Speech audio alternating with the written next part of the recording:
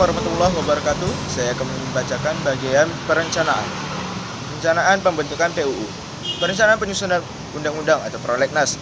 Perencanaan penyusunan PP, program penyusunan PP. Perencanaan penyusunan Perpres, program penyusunan Perpres. Perencanaan penyusunan undang-undang. Prolegnas adalah instrumen perencanaan program pembentukan undang-undang yang disusun secara terencana, terpadu, dan sistematis.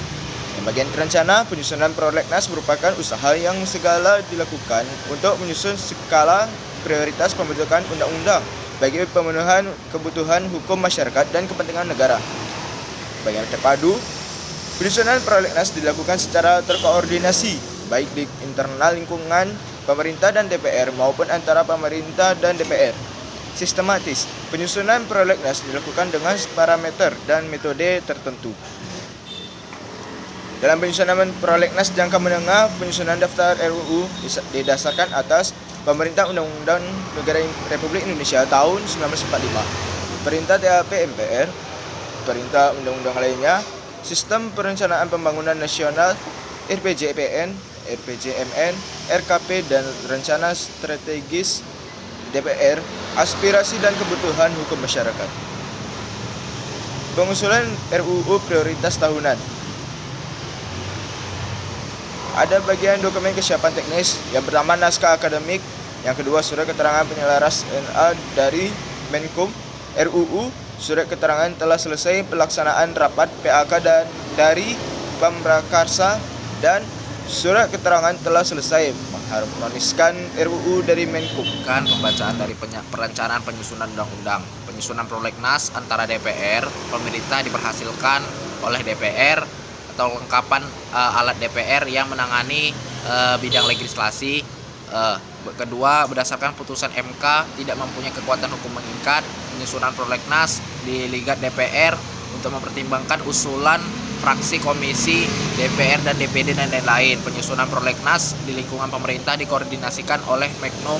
Hasil penyusunan prolegnas antara DPRD dan DPD atau pemerintah disepakati oleh prolegnas dalam rapat paripurna DPR.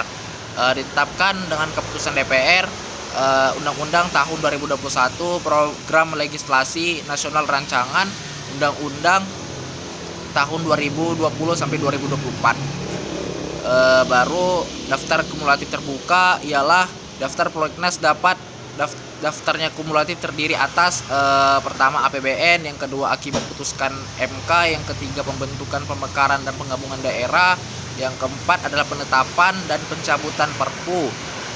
Dalam keadaan tertentu dapat diajukan RUU di luar prolegnas mencakup ialah untuk mengatasi keadaan di luar biasa atau keadaan konflik atau bencana alami dan keadaan tertentu lainnya yang memastikan adanya urgensi nasional atau adanya suatu undang-undang yang dapat disetujui bersama Balek dan Menkum.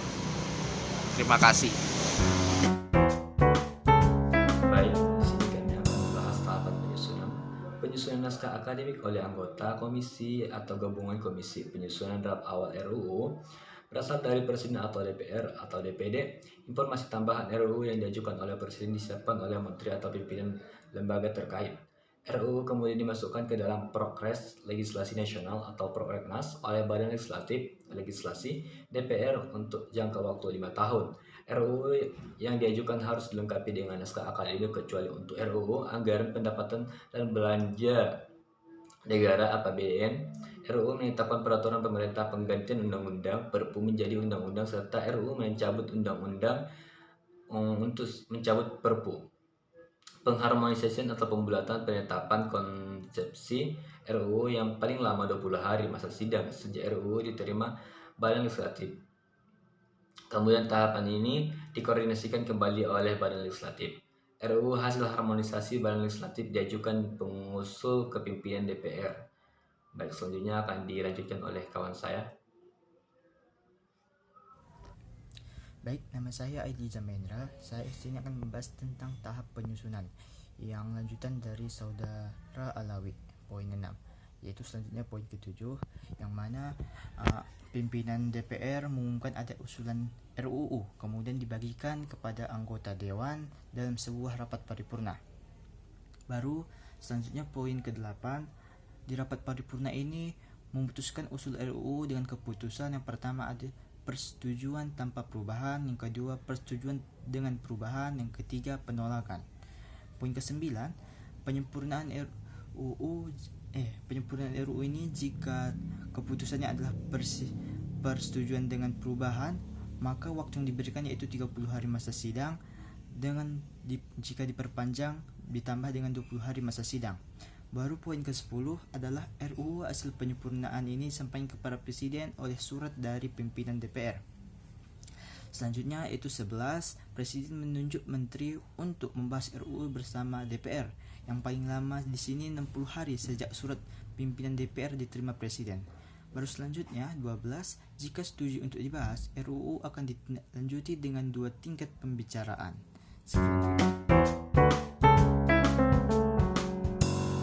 Assalamualaikum warahmatullahi wabarakatuh. Saya Anjas Mukti. Saya akan menjelaskan bagian pembahasan.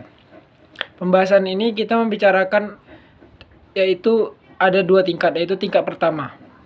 Pembicaraan tingkat pertama oleh DPR dan menteri yang ditunjukkan Presiden yang dilakukan dalam rapat Komisi Gabungan, Komisi Badan, Legislatif Badan, Anggaran Pansus. Dapat dibicarakan pengantar musyawarah bahwa DPR memberikan penjelasan dan Presiden menyampaikan pandangan jika rancangan undang-undang berasal dari DPR. DPR memberikan penjelasan serta Presiden dan DPD menyampaikan pandangan jika rancangan undang-undang yang berkaitan dengan kewenangan DPD berasal dari DPR. Yang kedua, pembahasan daftar inventarisasi masalah, yaitu Presiden jika rancangan undang-undang berasal dari DPR, atau DPR jika rancangan undang-undang berasal dari Presiden dengan mempertimbangkan usul dari DPD sepanjang terkait dengan kewenangan DPD. Yang ketiga, penyampaian pendapat mini, yaitu penyampaian pendapat mini disampaikan pada akhir pembicaraan tingkat 1 oleh faktor DPD jika rancangan undang-undang berkaitan dengan kewenangan dan Presiden. Pembicaraan tingkat 2 yakni pengambilan keputusan dalam rapat paripurna. Yang pertama, pembicaraan tingkat 2 merupakan pembicaraan keputusan dalam rapat paripurna dengan kegiatan 1. Penyampaian laporan yang berisi pendapatan mini fraksi, pendapat mini DPD, dan hasil pembicaraan tingkat 1. Yang kedua, pernyataan persetujuan atau penolakan dari tiap-tiap fraksi dan anggota secara lisan yang diminta oleh pimpinan rapat paripurna. Sekian dari penjelasan saya. Assalamualaikum warahmatullahi wabarakatuh. Warahmatullahi wabarakatuh. Saya akan menjelaskan sedikit pembahasan rancangan undang-undang yang dilakukan oleh DPR. Baik, dalam pembahasan ini terdiri dari 2 tingkat pembicaraan. Yang pertama, pembacaan tingkat 1 meliputi pemandangan umum fraksi terhadap RUU yang berasal dari pemerintah, tanggapan pemerintah terhadap RUU yang berasal dari DPR. Yang kedua, jawaban pemerintah atas pemandangan umum fraksi atau jawaban pimpinan komisi. Yang ketiga, pembahasan RUU oleh DPR dan pemerintah dalam rapat kerja berdasarkan daftar inventarisasi masalah DIM.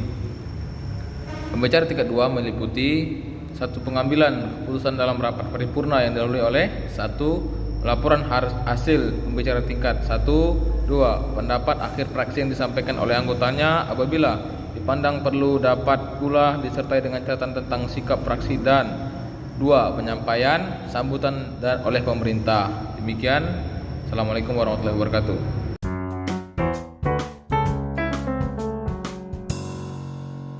Tahap pengesahan dan penetapan. Yang pertama, pengesahan RUU. RUU yang telah disetujui bersama dan disampaikan oleh Presiden paling lama 7 hari. Lalu naskah RUU yang disahkan Presiden paling lama 30 hari sejak tanggal persetujuan bersama. Lalu Menteri Sekretaris Negara memberi nomor dan tahunnya, dan Menkum mengundangkannya dalam lembaran negara. Yang kedua, penetapan peraturan presiden. Presiden menetapkan rancangan peraturan presiden. Lalu Menteri Sekretaris Negara atau Sekretaris Kabinet memberi nomor dan tahunnya, dan Menkum mengundangkannya dalam lembaran negara. Yang ketiga, penetapan perda. Raperda yang disampaikan oleh pimpinan DPR kepada gubernur dalam kurun waktu 7 hari sejak tanggal persetujuan bersama. Lalu dan ditetapkan oleh gubernur dalam kurun waktu 30 hari sejak mendapatkan persetujuan bersama, dan Sekda memberi nomor dan tahun. Lalu Raperda disampaikan kepada Mendagri untuk mendapatkan nomor registrasi sebelum diundangkan oleh Sekda. Jika tidak ditandatangani dalam 30 hari, maka Raperda sah menjadi perda dan wajib untuk diundangin. Stop. Assalamualaikum warahmatullahi wabarakatuh. Perkenalkan, nama saya Randi Hardiansyah. Di sini saya akan melanjutkan materi tentang pengesahan. Yang pertama, pengesahan RUU. Disampaikan RUU telah disetujui bersama dan disampaikan kepada Presiden paling lama yaitu 7 hari. Pengesahan RUU disahkan oleh Presiden dan RUU disahkan oleh Presiden dan membubuhkan dengan membubuhkan tanda tangan dan paling lama 30 hari sejak tanggal penetapan. Selanjutnya, penomoran. Mensesnek membubuhkan nomor plus tahun. Mengundangkan. Menkum mengundangkan dalam bentuk LN atau TLN. Selanjutnya, penetapan PP, Perpu, dan Perpres. Penetapan. Presiden menetapkan Perpu, RPP, dan Perpres. Penomoran. Mensesnek atau Menseskap nomor plus tahun. Mengundang. Menkum mengundangkan dalam bentuk LN atau TLN. Selanjutnya yaitu penetapan perda. Adapun penyampaian Raperda disampaikan pimpinan DPRD kepada gubernur, bupati, wali kota paling lama 7 hari sejak tanggal persetujuan bersama. Penetapan ditetapkan oleh gubernur, bupati, wali kota dalam waktu 30 hari sejak Sekda. Selanjutnya, penomoran. Sekda membubuhkan nomor plus tahun. Raperda disampaikan kepada Mendagri untuk mendapatkan nomor register sebelum diundangkan ke Sekda. Baik, saya akan melanjutkan pengundangan perda. Pengundangan perda itu terbagi menjadi 3. Yang pertama, lembaran daerah. Yang kedua, tambahan lembaran daerah. Dan ketiga, berita daerah. Yang pertama, lembaran daerah, yaitu peraturan daerah provinsi dan peraturan daerah kabupaten atau kota. Kemudian yang kedua, tambahan lembaran daerah, yaitu memuat penjelasan peraturan daerah provinsi dan kabupaten atau kota yang dimuat dalam lembaran daerah. Yang ketiga itu berita daerah, yaitu peraturan gubernur dan peraturan bupati atau wali kota. Kemudian tata cara pengundangan perda, yaitu terbagi menjadi 3. Yang pertama itu penandatanganan, kedua pendokumentasian, yang ketiga itu penomoran.